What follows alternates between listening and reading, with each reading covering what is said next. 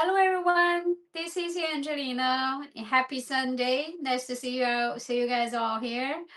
As someone who was born and raised in communist China yesterday, seeing the capture of Maduro and his wife, the dictator was sent to New York MDC, which is the Metropolitan Detention Center.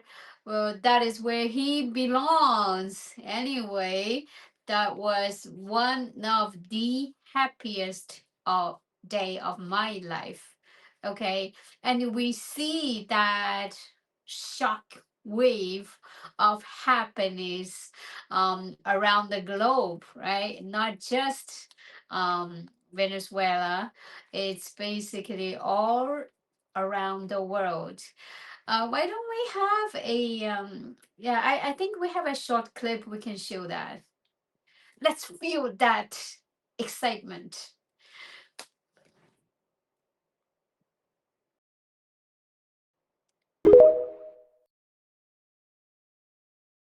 All right. So you see, this is basically so we are diving into a world shaking event, right? So the end of the dictators. This is really a blockbuster start to 2026. And you see the uh you feel that excitement, the Venezuelan flooding the streets celebrating Maduro's arrest and cheering for freedom. um you don't just see in Venezuela, but you can also see that in Iran, right? So uh, the, the people like to Maduro's for is very inspiring for Iranian protesters as well. Street demonstrations continue unabated, and the regime cannot suppress them. So this is really dark chain reaction.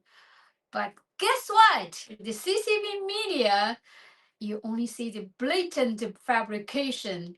The CCTV and some Sina finance reports that in multiple Venezuelan locations, citizens hold rallies showing support for Maduro, condemning U.S. military aggression. And they even claim that people demanded Maduro's return and they vow to defend the sovereignty. Ha ha ha.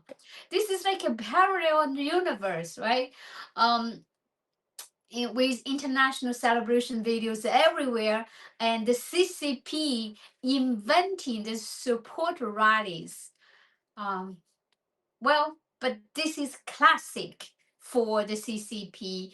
They always have this whenever there is an event, an international event that is not favorable to the CCP, they'll fabricate all this domestic propaganda and overseas propaganda all over the world. All right, so, but why they do this? Why, right? It's very simple. The CCP is scared. They fear that the Chinese people are learning the truth and getting inspired. And more importantly, dictator Xi Jinping himself is filled with fear. The CCP's Great Firewall blocks the news precisely because the dread hearts turning, fearing internal collapse like Venezuela. Remember, the dictator's fear is people's weapon. Now let's break it down point by point why this is the CCP's nightmare. All right? Point one, Xi Jinping loses a key global strategic partner. Venezuela was a hub for Xi's Belt and Road Initiative, and the CCP poured hundreds of billions in loans and investments, now all down the drain. The oil supplies was cut off, and Cuba, which is another running dog of the CCP, they cannot hold out. Remember, the CCP deployed or built lots of military bases, um, strategic minerals, and other ports in Cuba, right? So they are strategic partners as well. So the Cuba depend on Venezuela oil. That dependence is basically life or death level, right? Cuba produces almost no oil itself. So 70 to 80% of their oil comes from Venezuela, depend on Venezuela. And they even refine and resell it for foreign currency. So oil, Venezuela oil is a pillar for Cuba's economy. Remember, post 2017, Venezuela's own collapse dropped supplies to sometimes, only like 20,000 to 40,000 barrels, then it leading to a nationwide blackout in Cuba. Buses stopped, hospitals without AC. Now, with Maduro captured, tankers halted. Cuba's declared Cuba has already declared an energy emergency, and Havana streets have kilometer-long fuel lines. One word: shut off the Venezuelan oil tap, and Cuba's whole nation goes into collective blackout mode. Severity off the charts. 10 stars isn't enough. Next, the US might move on Mexico for key resources like silver. So the CCP's Latin American layout finished. All right. And point two, CCP's global arms exports fail spectacularly. You see, the US wrapped up the battle in just 1.5 hours, precisely 1.5 hours, with zero losses of life, capturing Maduro and his wife alive.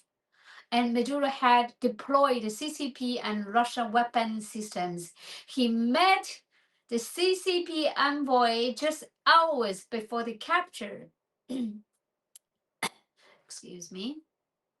And the result, those S-300 missiles, Su-30 fighters, useless. This tells the world, follow the CCP, no good end. The CCP backs whoever who dies. A massive warning to Mexico, Cuba, and Iran regimes buying the Chinese Russian arms. So that also tells us the nuclear weapons aren't missiles, okay? It's the will of people. The US proves again opposing America is terrifying. Facts show the world. Ally with the CCP authoritarianism, this is your fate. Point three. Venezuelan joy spreads, inspiring Iranians, toppling dictators never starts with external smashing. It's internal disintegration. Keep this in mind. This is from Intel, okay? 80% of Venezuelan top officials surrendered, families exempted. Hearts gone, regime done. If the CCP had confidence, any confidence at all, why block the internet? Delete posts, censor, and suppress. Just open the internet, right? The fact is, They don't dare, fearing total hard shift. Well, entering top tier alert isn't a threat, it's guilty fear. And now this joy transmits to Iran. Iranians see hope, street protests unrelenting, and regime's bullets and tear gas can't stop them. Just as the founder of the whistleblower movement, Miles Gore, says, this will hugely boost Iranian courage. Internal defections pushing to topple Khamenei. Chain reaction is incoming. The CCP fears even more. In economic downturn, this could spark massive change in China. Chinese people, do you see the hope? Dictatorships collapse and fast. Point four, destroy the CCP with the CCP, by the CCP. It's coming. It's on the way. Miles Gore excitedly calls this the happiest thing in the whistleblower movement in years. What a 2026 opener. The operation's form and timing are masterful. President Trump was patient, waits for perfect moment, strikes and vaporizes enemies. They even bombed Chavez's grave, scooped up generations of accomplices, not just Venezuela. It's a global roundup. Europe, Asia, grabbing those linked to Chavez, Castro, drug lords, CCP, Russia, anti-US forces, all arrested. The news is not public yet, but scale is massive. The Chinese Communist Party is truly scared. Teaming with Russia in the Russian Ukraine war, showing new weapons, rare earth battles. The US says nothing. Then, bam, direct headshot. Uh, Pay attention to two facts. Okay. So, one, as mentioned by Eric Schmidt, Senator, he said President Trump didn't just arrest Nicolas Maduro. Chinese diplomats were inside New Venezuela when Trump ordered the perfect executed up.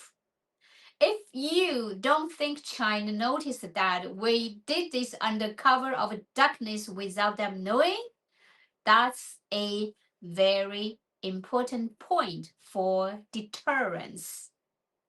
The US has vital interest in the Western Hemisphere, and Venezuela isn't the CCP's playground, which is what they wanted.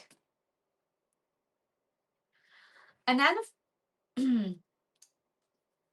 fact we need to bring up, remind you, is that right before the, I think it's around 9 a.m. yesterday morning, um, President Trump called in to Fox and Friends program.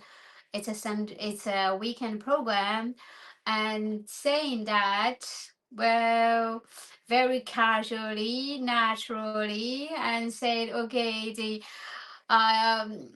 election Maduro was a disgrace. Just like the 2020 election was a disgrace, blah. And then they tried to do it again in 2024, which is too big to win, to handle. I don't think President Trump just brought this up casually, right?